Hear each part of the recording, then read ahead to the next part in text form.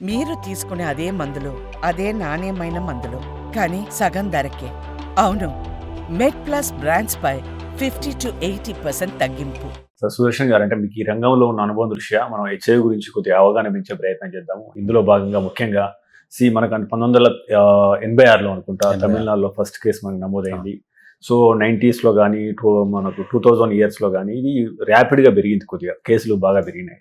So ఓవరాల్గా అంటే అప్పటి నుండి ఇప్పటిదాకా కేసులు ఎలా పెరుగుతూ వచ్చాయి, దీని గురించి ఎవల్యూషన్ ఎట్లా జరిగింది కొద్దిగా వివరిస్తారు. మీరు అన్నట్లు ఫస్ట్ 2 decades బాగా కేసెస్ పెరిగినాయి ప్రపంచం అంతా కూడా.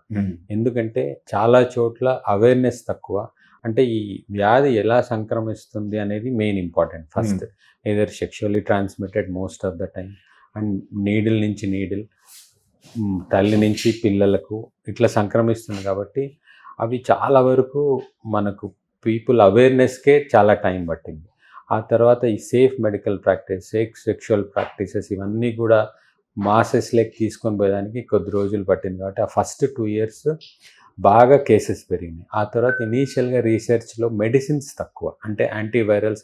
బికాజ్ ఈ వైరస్ మన బాడీలోనే పెరుగుతూ ఉంటుంది కాబట్టి మందులు, వ్యాక్సిన్ రాదు, వ్యాక్సిన్ లేదు, మందులకు కూడా కనిపెట్టేదానికి ఫస్ట్ ఒక 5 to 10 years రీసెర్చ్, ఆ తర్వాత మంచి డ్రగ్స్, సైడ్ ఎఫెక్ట్స్ ఇవన్నీ దృష్టిలో పెట్టుకొని ఆల్మోస్ట్ ఒక డికేడ్ తర్వాత యాంటీవైరల్స్ కొంచెం బాగా ప్రాచుర్యంలోకి వచ్చేసినాయి.